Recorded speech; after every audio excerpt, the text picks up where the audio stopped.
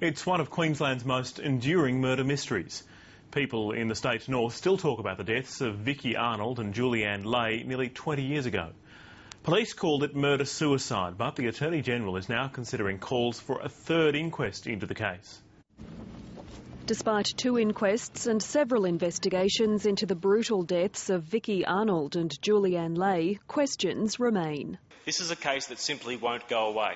Their bodies were found in a 4-wheel drive near Atherton in 1991.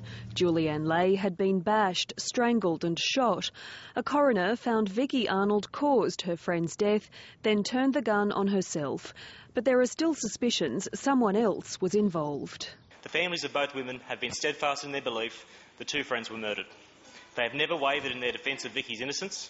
Mr Pitt wants another inquest. It is my view that an open finding by the coroner would at least remove the stigma of murder-suicide, a label that I believe has been unfairly applied to Vicki Arnold for almost 2 decades. The Attorney-General is considering his request.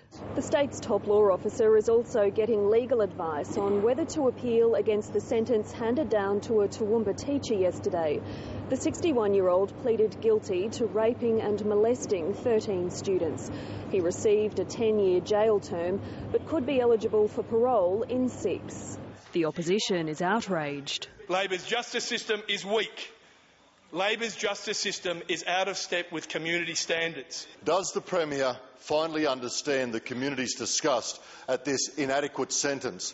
These are the sorts of crimes that horrify every member of the community and every parent. The attorney has 28 days to file an appeal. Jessica Van Vonderen, ABC News.